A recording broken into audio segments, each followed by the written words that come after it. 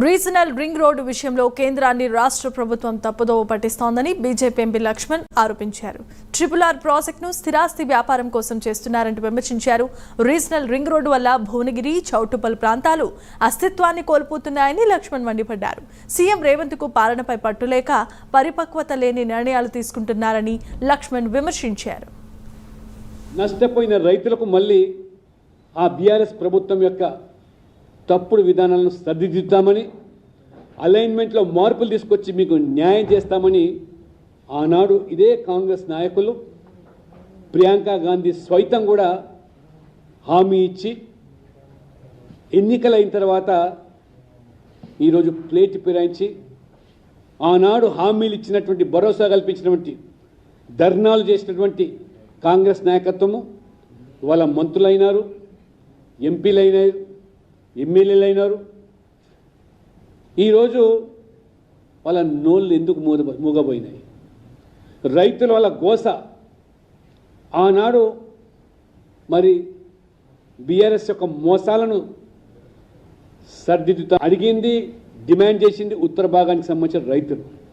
మేము ఈ పార్టీకి ఒకసారి కాదు, 2 సార్లు 3 సార్లు నష్టపోయినాం అలైన్మెంట్ మార్చి. కానీ దానికి భిన్నంగా దక్షిణ ప్రాంతానికి సంబంధించి ఇవాళ 42 కిలోమీటర్లు ఓఆర్ నుంచి పెంచి ఉత్తర భాగానికి మాత్రం 23 కిలోమీటర్లకి పరిమితం చేయాలి. దీంట్లో ఉన్న ఆంతర్యం ఏమిటి?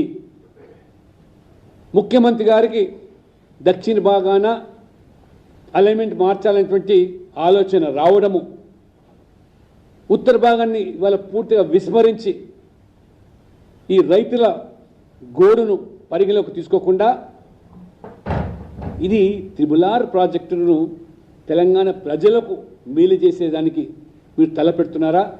అసలుకే మోసం వచ్చే విధంగా దీన్ని ఒక రియల్ ఎస్టేట్ వ్యాపారంగా మార్చదలుచుకున్నారా?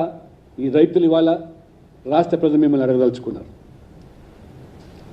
వాస్తవంగా పూర్తి లోపభూయిష్టమైన ఒక DPR తయారు చేసి ఈరోజు ముఖ్యమంత్రి గారు కూడా అబద్ధాలు, ఉత్తర భాగానికి సంబంధించి 90% భూసేకరణ చేపట్టామని, 2332 కిలోమీటర్ ఎకరాలు అవసరమైతే అసలు ఇంతవరకు ఆ భూసేకరణ చేసిన దాఖలాలు లేవు. ఈ RRR వల్ల భువనగిరి, చౌటుప్పల్ మున్సిపాలిటీలో పూర్తిగా ఇవాళ తమ అస్తిత్వాన్ని కోల్పోయే పరిస్థితి.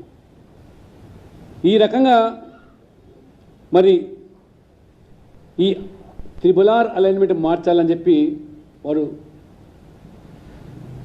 తొక్కని గడపలేదు.